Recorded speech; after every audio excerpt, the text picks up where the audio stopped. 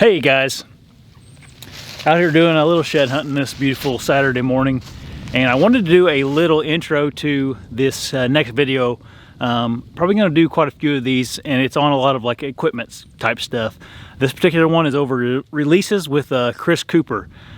Chris is a good buddy of mine, probably one of my best hunting buddies. He's also a a professional archer. He shoots with guys like Levi Morgan and Dan McCarthy. He's one of the, best archers in the world. He's extremely knowledgeable about tuning, about bow setups, about equipment for your bow.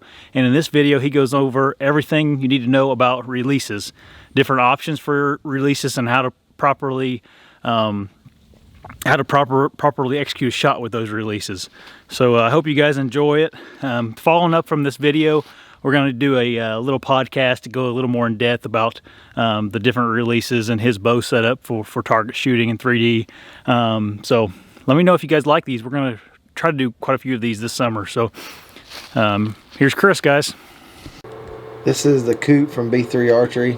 It's a hinge back tension style release. It's got the tapered fingers.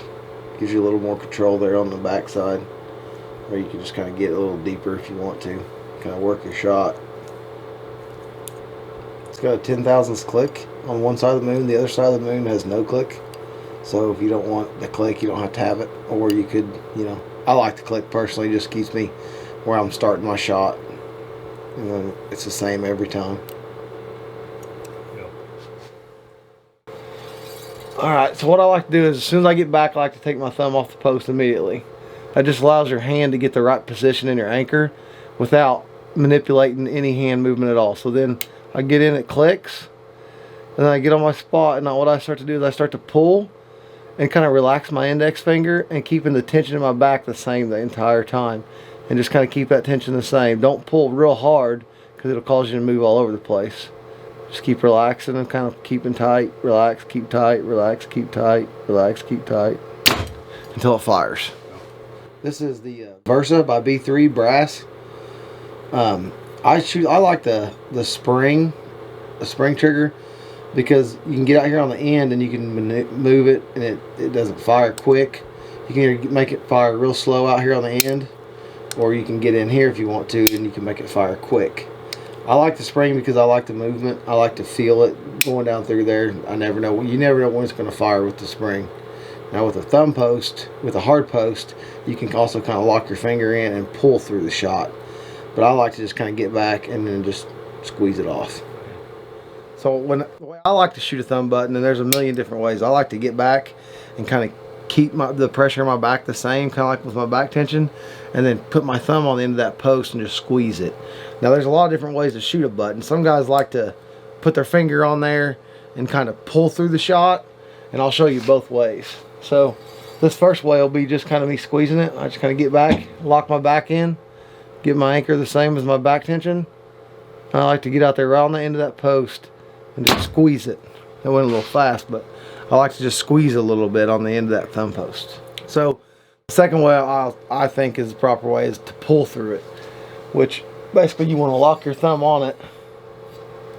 So get back, get tight, get in your anchor, put your thumb on there, and then just kind of pull through the shot the entire time without squeezing. So the next release is the B3 King. It's on the flex connector system. And what I really like about this system is it allows you to move this release head in and out real easy by that little cone tip screw. You just unloosen that, move it to your desired length, tighten it back down. You can move it wherever you want for anybody's hand. I like mine short when I shoot one, because I like to wrap my finger up about that second knuckle right there, and then I like to pull through the shot, kind of like my back tension, and just keep my back nice and tight and just keep pulling until the shot fires. I don't really like to squeeze these off because I think it creates bad habits. It's easy to punch one of these, and by punching it I mean, like you get on a spot, bam, like that. So when your tether is too long, you start to reach for it. And we'll do another video here in a minute, and I'll show you what I mean when it's too long and how you can reach out for it. And because what it causes is it causes you to jerk like that, and it moves the back end of the string, and that is a huge difference in your point of impact when you get in a pressure situation. So as you can see, my hand is quite a bit longer. because I'm going to actually wrap it up in here like this and pull through on this shot. Same thing, you know, kind of draw back, get your back where you need it to be, and then just kind of come in, get in your anchor, and then I just kind of like to rotate just like that. And what I do is I just apply just enough pressure to where I feel the post. Once I feel the post, I just start moving my back and pulling through the release. Move my back and just kind of keep pulling with that elbow. Try to wrap that elbow back and just keep pulling until it fires. So here's what I see most commonly in most people. See how far away my pointer finger is from the trigger, and they'll kind of do this number. You know, you can't really get a good feel for it up there, and it's really hard to squeeze when it's all the way out there on that end of that knuckle. You know, you can't do a whole lot there. So, you know, a lot of guys will get back like this, and they'll try to squeeze it. They'll try to squeeze it, then they'll punch it. If you get it in here a little bit tighter, you're not, at least if you do want to punch it, you don't have to reach as far. You know, it's right there. Your finger doesn't have to go up as far to get the trigger. It doesn't have to reach up. It's more like right here, and you just punk, and then you can shoot it off. A little more accurate. All right, so this is the B3 Infinity. This is a 3-finger. This hook here is a part of our new Pro Pack, and on the Pro Pack it'll come standard with like the standard 3, which is on the Versa that I was just showing you, and on that it'll be the standard 3 or the hook, or you can order it in a 4-finger attachment. And this is just a prototype, so they'll all be anodized. But this is the Infinity. I shoot this release as well. I go back and forth between 3 or 4 of them. But it's a great release. It's got a nice little worm gear right here that just goes up and down. It's super easy. Micro adjust moon right here. And all B3 products are made right here in the good old US of A. So again, this is just like your normal standard hinge style releases. You just kind of draw back.